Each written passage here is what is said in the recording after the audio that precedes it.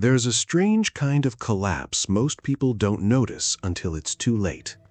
Not the kind with explosions, not the kind with empty shelves overnight, not the kind that makes headlines in a single week. This one is quieter. It happens while people are still going to work, while schools are open, while elections still happen, while life looks mostly normal. And yet, year after year, something keeps getting tighter. The money doesn't stretch as far. Plans stop making sense. Stability feels temporary, even when you do everything right. Now here's the unsettling part. This isn't happening in a poor country. It didn't start in a failed state. It didn't come out of nowhere. This happened in a country that was once richer than most of Europe, a country people migrated to, not from, a country that had resources, industry, education, and growth. Argentina didn't collapse overnight. It slowly suffocated. And the scariest part? Most people living through it didn't realize what was happening until escaping stopped being an option. Because collapse doesn't always arrive as a disaster. Sometimes it arrives as a pattern you get used to. And once that pattern locks in, getting out becomes almost impossible. If this feels familiar, you're not imagining it. People inside Argentina didn't wake up one day and say, everything just collapsed. For a long time, life still looked normal. People worked, they planned, they saved, they followed the rules, and yet, year after year, something felt off. Prices moved faster than wages, savings lost meaning. Rules changed just enough to feel unstable, but never enough to explain why. And here's the important part. When people tried to understand what was happening, they didn't get clear answers. They were told, it's complicated, it's temporary, this is just how the economy works. So most people did what humans always do. They adapted, they blamed themselves, they assumed they were missing something. And that's the most dangerous phase of any collapse. Not panic, not chaos, confusion. Because confused people don't resist systems, they normalize them. And once that happens, pressure doesn't need to be enforced, it just becomes part of life. That's why Argentina's story matters. Not because it's unique, but because it feels strangely familiar to people far beyond its borders. Here's where things usually get frustrating. Because once people sense that something isn't random, they start looking for explanations. They focus on individual pieces: inflation, taxes, corruption, bad politicians, global crises, foreign pressure. Each one sounds plausible on its own, but none of them fully explain why the pressure never really goes away. It's like trying to understand a machine by staring at one loose screw. You can feel that something is wrong, but you can't see the whole mechanism. And that's not because the system is impossible to understand. It's because most explanations zoom in too close. They talk about symptoms, not structure. They explain what hurts, but not why it keeps hurting, even after resets, reforms, and new leaders. That's why Argentina feels trapped. Not because it never tried to change, but because the thing keeping it stuck isn't obvious at first glance. It sits underneath the surface, quiet, persistent, working the same way year after year. And once you see it, you realize this isn't just a story about Argentina. It's a story about how entire countries can lose freedom without ever losing sovereignty. Let me be very clear about something. This isn't a complicated story, and it's not a mystery that only economists understand. What's happening follows a pattern, a very specific one, and once you see it laid out, it actually becomes disturbingly simple. We're not going to jump between decades or drown this in numbers. We're not going to argue politics, and we're not going to blame culture or mentality. Instead, we're going to do three things. First, we'll look at how stability is supposed to work in a country like Argentina. What makes growth feel real? What makes effort feel rewarded? Then we'll look at what quietly changed, Not overnight, not with one decision, but gradually. And finally, we'll look at the mechanism that locked those changes in place, even when everyone agreed something was wrong. Because Argentina didn't collapse in one dramatic moment. It didn't fail all at once. It drifted, it adjusted, it adapted. And in the process, it entered a structure that's incredibly hard to escape, even when people are trying. Once you understand that structure, a lot of things that feel chaotic suddenly make sense. Here's where the usual explanation completely falls apart. Most people are told the same thing, over and over again. Argentina just can't get it together. People don't save. People don't plan. People don't trust their own currency. And on the surface, that sounds convincing. If you only look at individual behavior, it's easy to say the problem is discipline, or culture, or bad habits. But that explanation collapses the moment you zoom out. Because people didn't suddenly forget how to plan. They didn't wake up one day and decide stability was overrated. They didn't collectively choose chaos. What actually changed was what the system started rewarding. Effort stopped being the thing that protected you. Planning stopped being the thing that paid off. Doing the right thing stopped feeling safe. When saving punishes you, when holding money makes you poorer, when long-term decisions get wiped out every few years, people don't behave irrationally, they adapt.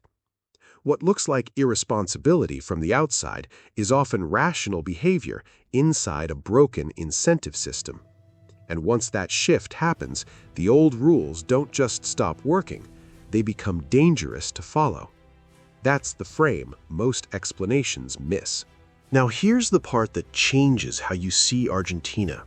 Because what's happening there isn't unique, it isn't cultural, and it isn't a modern anomaly. This pattern shows up again and again whenever a system reaches a certain point. Different countries, different decades, different political labels, same pressure. You start with a system that promises stability. Then something breaks. Debt grows. Confidence weakens. Short-term fixes replace long-term thinking. At first, everything looks manageable, temporary, fixable. But slowly, quietly, the incentives shift. And once they do, the outcomes stop being random.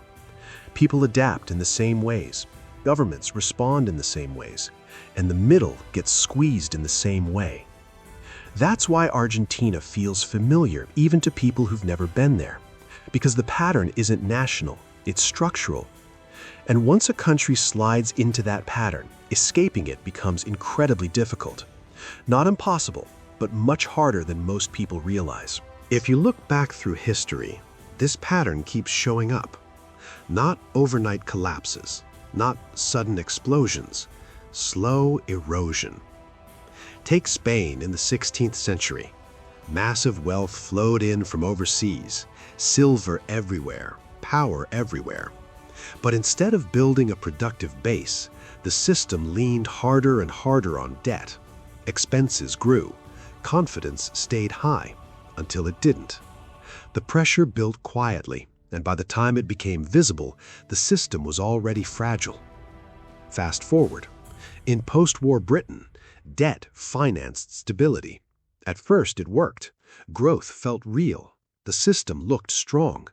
But debt doesn't disappear. It accumulates, and eventually, servicing the system matters more than improving it. Then look at countries in the late 20th century, Latin America, Eastern Europe, parts of Asia. Different ideologies, different leaders, same rhythm. Borrow to stabilize, borrow to grow, borrow to survive. Each time, the system buys time, and each time, the cost of escape rises. What changes isn't human behavior. What changes is how trapped the system becomes.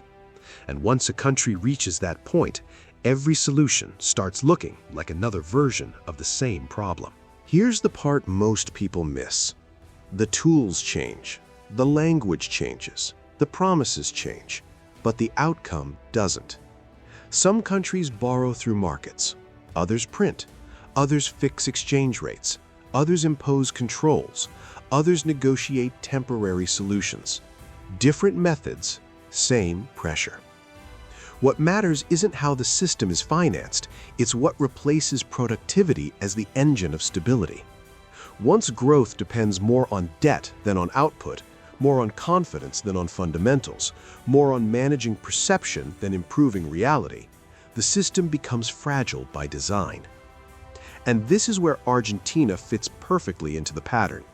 Not because it did one thing wrong, but because it tried everything at different times under different governments with opposite ideologies inside the same structural trap. Borrowing to stabilize, controls to slow the damage, printing to buy time, restructuring to reset. Each tool looked different, each moment felt unique, but the result stayed the same. More pressure, less room to move, less trust, more dependence. This is the moment when a country stops reacting to problems and starts managing decline. And once that shift happens, the question is no longer, how do we fix this? It becomes, who can survive it? Here's the uncomfortable truth. In systems like this, not everyone loses. Some people actually do very well. Not because they work harder, not because they're more talented, but because they're positioned differently. In Argentina's case, the winners are rarely the most productive. They're the most flexible. People who can move money across borders, people who earn in foreign currencies, people who own assets instead of wages, people who understand the system well enough to stay one step ahead of it.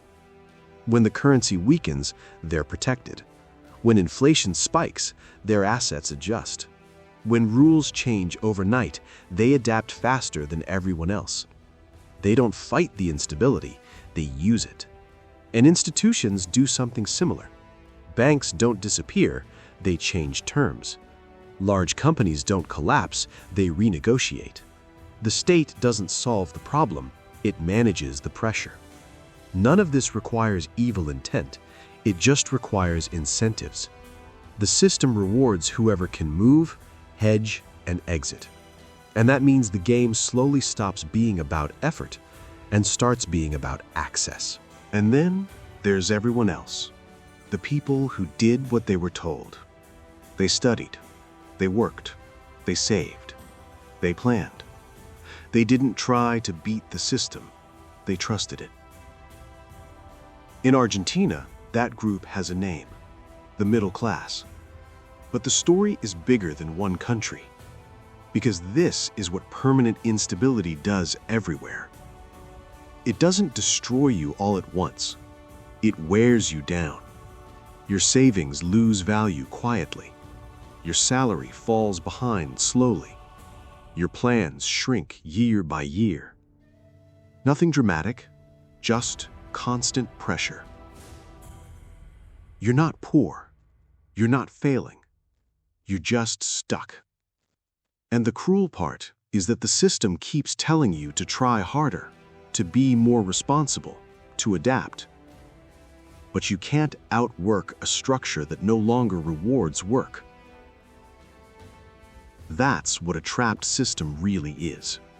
Not chaos, not collapse, but a place where effort no longer leads to stability and escape feels impossible. So here's the real question. If a country can be stuck like this for decades without fully collapsing, what does that say about systems that look stable today? And how many people are already living inside a slow collapse without realizing it?